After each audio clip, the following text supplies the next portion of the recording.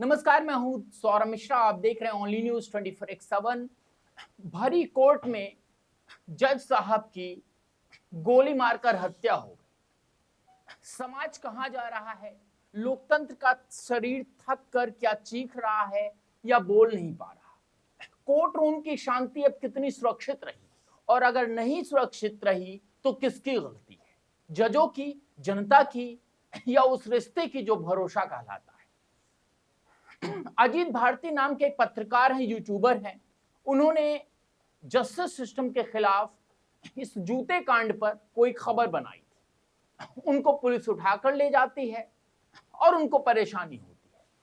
अब खबर आ गई कि भरी कोर्ट में सीधा बंदूक उठाया और सीधा माथे पर जज साहब के लगा, ऑन स्पॉट मौत हो गई।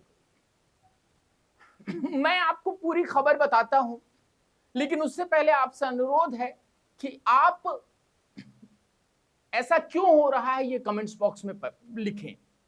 सबसे पहले दिल्ली सुप्रीम ग्लासरी की बात करते हैं। राष्ट्रीय अदालत के दरवाजे के अंदर ही एक वकील ने न्यायाधीश की गरिमा पर जूता फेंकने की कोशिश की। उस कोर्ट हॉल में जहां शपथ और संविधान की बात होती है, वहां जूते की उछाल हुई। यह सिर्फ एक शर्मनाक नाटकीयता नहीं, यह एक चेतावनी सी है कि अदालत का मंच अब आवाजों के लिए लक्ष्य बन गया है। सवाल उठता है, यहां गुस्सा जो है कहां से आया? क्या यह अचानक हुआ या वह वर्षों से छोटे छोटे भरोसे तोड़ने का परिणाम है? यहां पर 3-4 हालिया घटनाएं हैं जो मिलकर एक घटे हुए भरोसे की कहानी बनाती हैं। पहली, जजों के घरों से मिली नकदी की खबरें। वे जलते मिले हुए नोट, जिनकी तस्वीरें और रिपोर्ट्स ने न्यायपालिका की छवि पर सवाल खड़े कर दिए। दिल्ली हाई कोर्ट के पूर्व जज के घर में जब अध जल चुका हुआ नकद मिला, तो वह सिर्फ एक घटना नहीं रही, वह शक की बीज बन गई।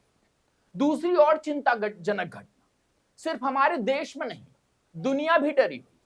अक्टूबर की शुरुआत में एक और घटना हुई। अल्बानिया की एक अपील अदालत में एक आरोपी ने सुनवाई के दौरान जज पर गोली चला दी। जज अस्पताल जाते जाते शहीद हो गए। यह घटना हमें एहसास कराती है कि दुनिया के किसी भी कोने में कोर्ट का वो पवित्र शब्द ठिकाना भय से सुरक्षित नहीं रहा। और जब एक जज को अपनी सीट पर गोली मार दी जाती है, तो हमारे यहाँ की छोटी बड़ी घटनाएं, चप्पल, जूता, नोट का ढेर, किसी छोटे संदेश से कम नहीं लगती। अब समाज का मनोविज्ञान देखिए। जब न्याय के प्रतीक भी संदिग्ध दिखते हैं, तो गुस्सा कहां निकलेगा? वह गाली के उस आदमी की तरह है, माफ कीजिएगा, वह गली के उस आदमी की तरह है जिसे चप्पल चोरी के नाम पर थाने में ठूस दिया गया, उसका जीवन छोटा कर दिया गया, जबकि सिस्टम में बैठे बड़े बड़े सवाल पहलवान की तरह घूम रहे हैं। सामान्य जन के लिए न्याय की सादगी, सावधान रहे नियम है, उम्मीद की इकलौती सहारा होती है।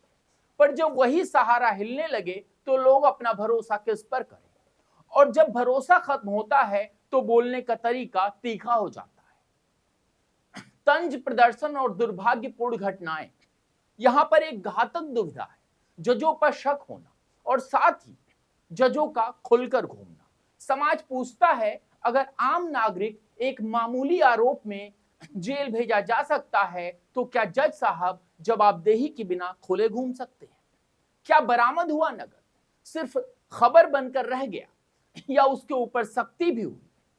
यह मानना मुश्किल है कि परंपरागत तर्क न्यायपालिका स्वतंत्र है, इसके लिए उसे जांच से दूर रखें। हर संदिग्ध सवाल का उत्तर है। जब जनता को लगता है कि जो न्याय देने वाला है वही संदिग्ध है, तो वैसी हालत उभरती है जहां अदालतों के समक्ष लोगों की श्रद्धा असामान्य और कड़क बन जाती है। लाभ और हानि, आर्थिक सवाल भी हैं। नोटों की ढेर, जलती हुई पन्नियों के बीच मिले आधे अध जले रुपए। यह सिर्फ अर्थ का कमाल नहीं है, यह नैतिक तीव्रता का मामला है। न्यायपालिका का घर अगर कागजों और नोटों की कहानी बताने लगे, तो जनता के लिए न्याय शब्द का भावार्थ बदल जाता है। साक्ष्य की जगह संदेह बैठ जाता है, और संदेह बैठ जाता है तब ना तो हम शांतिपूर्वक बहस कर पाते हैं और ना ही झूठे नारे लगाने वालों को नजरअंदाज कर पाते हैं। इस बीच अल्बानिया की घटना हमें एक और कड़वा सबक देती है। सुरक्षा का अभाव और आक्रोश की परिणति। यह आरोपी ने बंदूक तक कैसे ले आया? क्या भारत में भी हमें कोर्ट हॉल की सुरक्षा प्रश्न नहीं उठाना चाहिए? पर सवाल यही है, केवल सुरक्षा बढ़ा देने से क्या समाधान होगा?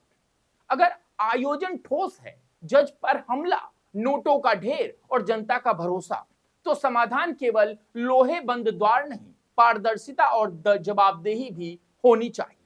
समाज को गहरा समझने की जरूरत है। गुस्सा अगर व्यक्तिगत है तो समझना मुश्किल नहीं, पर जब वह सामूहिक हो जाए तब वह संकेत देता है कि लोगों ने कई चट्टानों पर भरोसा खो दिया है। प्रशासनिक, आर्थिक और न्यायिक तीनों। आज देश में बहस यह नहीं है कि किसी एक जज ने क्या किया, बल्कि यह है कि किस तरह से संस्थान अपनी जो हमारी आशा है उसको टूटने दे रहा है। और जब जनता की आशा टूटती है तो इसका असर लोकतंत्र के पन्नों पर दिखता है। किस रूप में? प्रदर्शन, चिल्लाहट और कभी कभी हिंसा। अब समाधान के मसले पर कुछ कट्टु परंतु जरूरी बातें। पहले निडर। जी हां, पहले निडर इन हाउस जांचें पर्याप्त नहीं है। यदि किसी जांच की ईमानदारी पर सवाल उठते हैं तो पारदर्शिता और सार्वजनिक प्रतिक्रियाएं हो जिनका निष्कर्ष जनता देख सके। दूसरी, कोर्ट हाल सुरक्षा बढ़ानी होगी। उस पर उसी के साथ जजों की जवाबदेही का भी पैमाना साफ और सार्वजनिक होना चाहिए। तीसरा, मीडिया और बुद्धिजीवी वर्ग को शीतलता से इस मुद्दे को प्रकाशित करना चाहिए, ना केवल नाटकीयता के लिए चिल्लाना चाहिए। चौथी, आम आदमी के मामले में भी त्वरित और निष्पक्ष न्याय सुनिश्चित करना होगा, ताकि चप्पल चोरी पर जेल भरने और नगद ढेर पर खामोशी का फर्क साफ दिखे और लोग समझ पाएं कि न्याय सबके लिए है। अंत में सवाल वही जो शुरुआत में पूछा गया, क्या हमारा समाज अब जजों पर जूते बरसाएगा? क्या जनता का गुस्सा कोर्ट रूम तक जाकर तांडव करेगा? जवाब देना मुश्किल है, पर इतना तय है, जब तक संस्थानों पर भरोसा लौटेगा नहीं, तब तक तंज, रोष और आवेश बने रहेंगे। और यदि न्यायपालिका को खुद को पारदर्शिता और जिम्मेदारी के आगे बिल्कुल भी नहीं झुकती, तो फिर देखिएगा, ना तो चप्पल की चोरी पर सख्ती की जनता को संतुष्ट कर पाएगी और ना ही सुनवाई के दौरान जूते की उछाल ही न्याय का जवाब होगी।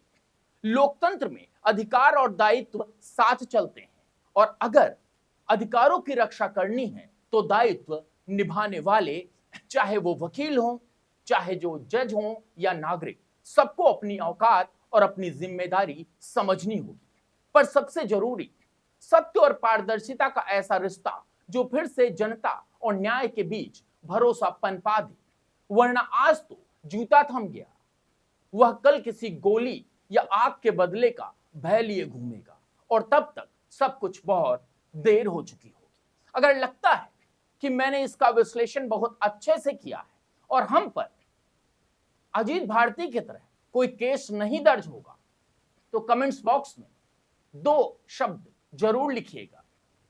मुझे नहीं पता कि दरअसल अजीत भारती जी ने क्या बोला था। अक्सर मैं उनके शो को सुनता हूं, लेकिन अभी इस शो को मैं सुन नहीं पाया। सिर्फ खबर मिली कि साहब ये कांड हो गया। लेकिन जरा सोचिए कि अगर इसी तरह से आवाजों को दबाया जाएगा तो फिर कहीं ना कहीं संतुलन तो बिगड़ेगा। मैंने जो बात कही वो बिल्कुल सटीक है और साफ है। अब अगर जनता इसको देखे और अपने खिलाफ माने तो उनकी गलती है, जज साहब देखें उसको अपने खिलाफ माने तो उनकी गलती है, और अगर इसको संतुलित तरीके से देखा जाए तो आपको समझ में आ जाएगा कि हमने बहुत सटीक और सुनिश्चित बात की है। अगर आपको लगता है कि हम देश हित का कार्य कर रहे हैं तो हमारे नंबर 97 17 45 86 53 जो कि नीचे चल रहा है, आप इस पर हमें गूगल पे, पेटीएम या फिर किसी भी यूपीआई के माध्यम से अधिक सहयोग करें। आपका 10 रुपया भी हम नमन करें। बहुत बहुत धन्यवाद।